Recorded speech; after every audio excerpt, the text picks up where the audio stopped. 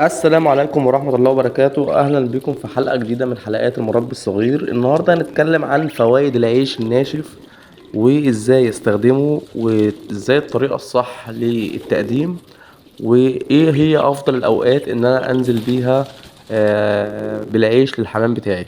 في البداية خلينا يا جماعة نكون متفقين إن فوائد العيش كتيرة جدا جدا جدا. أول حاجة يا جماعة، برضو في البداية أنا بعترض على كلمة الأضرار بتاعت العيش.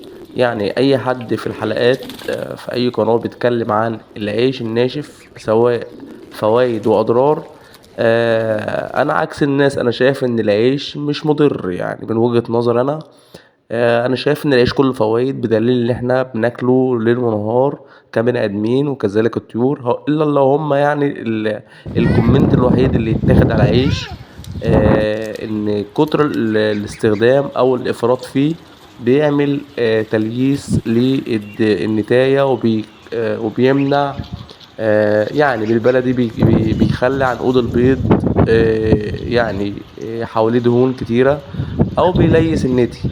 وده طبعا بيبقى مش عيب العيش نفسه، لا ده عيب منك انت كمربي، ان انت بتفرط في الحاجة او انت بتوفر في الكلفة فبتنزل عيش كتير. فانت اللي بتأذي نفسك يعني. انما العيش في حد ذاته حاجة كلها خماير، مصدر للخماير والبكتيريا النافعة. وطبعا زي ما احنا عارفين العيش بيتكون من يعني خماير، املاح اللي هو الملح الطعام، او القمح اللي احنا بناكله. فطبعا مكونات العيش يعني كلنا عارفينها.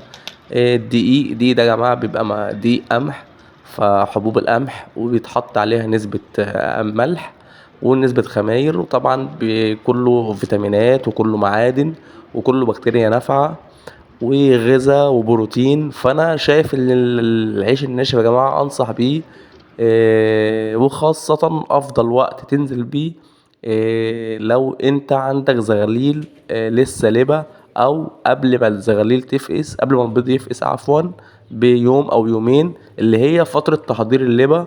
ده افضل وقت ان انت تكتر فيه العيش الناشف، ان انت في وقت اللبة او وقت ما الزغاليل لسه فاقسة من البيض. ده بيساعد على يعني من بلدي كده بيخلي حجم الزغلول يتضاعف، وفي نفس الوقت بيبقى بيشجع الأهالي إن هي تاكل وتروح تلبن وتروح تأكل وتاكل. فبيفرق مع المربي في حجم الحمامة الزغلولة. بعكس الحبوب، الحبوب أساسي طبعا وكل حاجة، بس بيكون العيش أسهل على الزغاليل في الهضم وأسرع.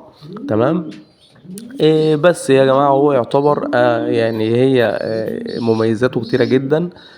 ممكن أنصح، أنا واحد من الناس أنا بنزل بالعيش 3 أيام في الأسبوع أو يومين في الأسبوع على حسب العيش المتوفر عندي. ده طبعا ما يغناش إن الكلفة أساسي وعنصر أساسي للحمام وغذاء أساسي للحمام. طبعا الحمام بياكل حبوب فكلنا عارفين الكلام ده. بس أنا واحد من الناس بنزل بالعيش 3 أيام في الأسبوع. لو انا هاكل في اليوم وجبتين بيبقى وجبة النهار مثلا بعيش، ووجبة بالليل بتكون حبوب. او لو انت هتاكل اليوم كله عيش، وجبة النهار وجبة بالليل، فكفاية قوي مرتين في الاسبوع وما تكترش عن كده.